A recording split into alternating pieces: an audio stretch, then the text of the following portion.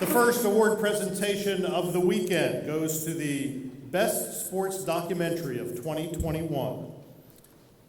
It's about the 30-year history of Turner Sports' inside the NBA. Is there anybody here who doesn't love inside the NBA? Called An Inside Story, representing Turner tonight is the producer of An Inside Story. Please welcome to the stage, Audrey Martin.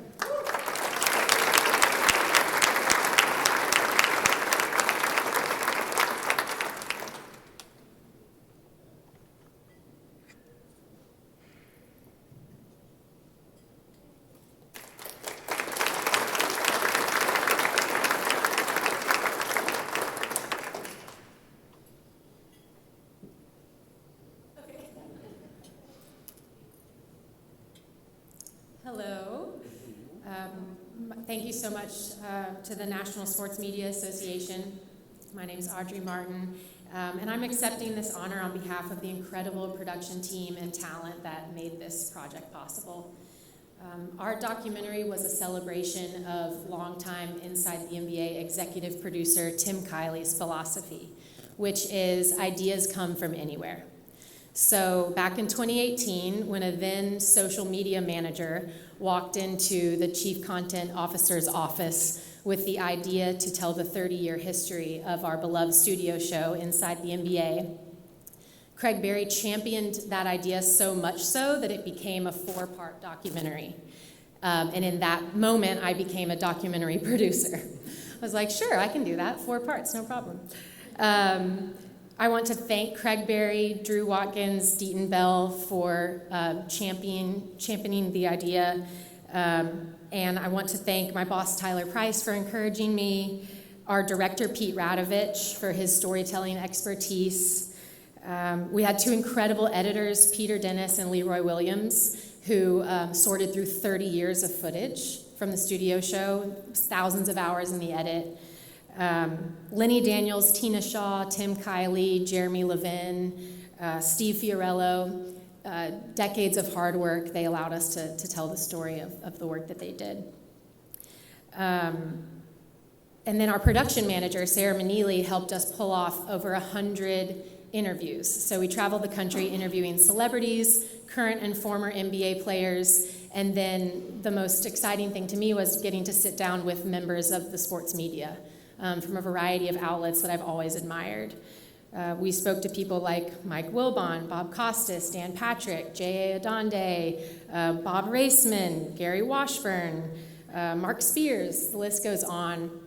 And it was so neat to be able to sit down and interview them. They're so used to interviewing others, but getting to pick their brain was a real career highlight for me during this project. These conversations confirmed how the TNT studio show has impacted the culture of not only the league, but the NBA media landscape and pop culture as a whole.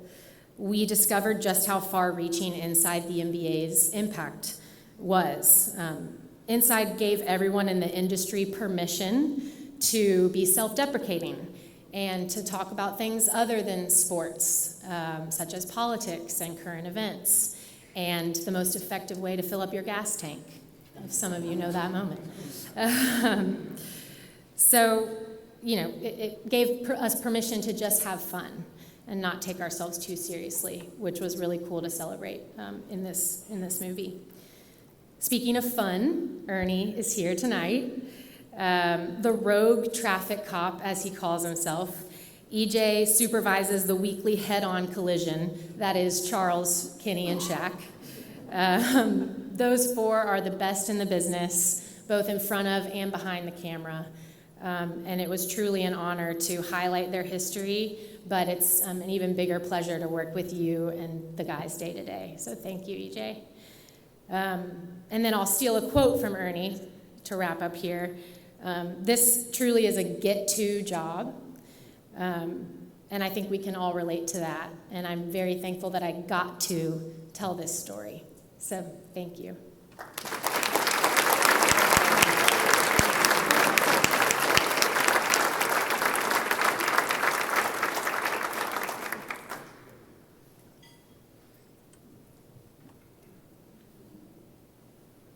Congratulations again, Audrey and Turner Gang. The best sports book of 2021 is another inside story of the New England Patriots, their dynasty, focusing on Tom Brady, Bill Belichick, and Robert Kraft. Meticulously reported and, best of all, hard to put down. Please welcome the author of It's Better to Be Feared, Seth Wickersham.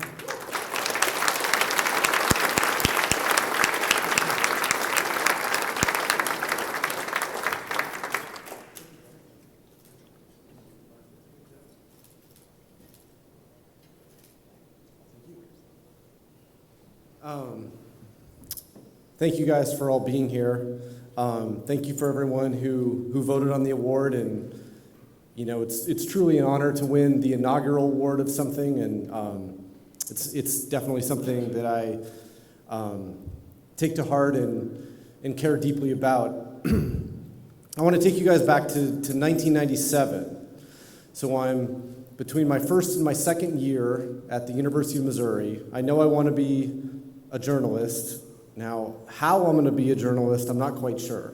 I'm spending the summer in Anchorage, Alaska, where I grew up, interning during the day at the Anchorage Daily News newspaper and at night at the CBS affiliate, hoping that, I might be able to, somehow do this for a living. And in 1997, the internet obviously existed, but it wasn't the same. There was no social media. So I would constantly ask myself, how am I in, a 20-year-old in Anchorage, Alaska, going to ever make it in this field?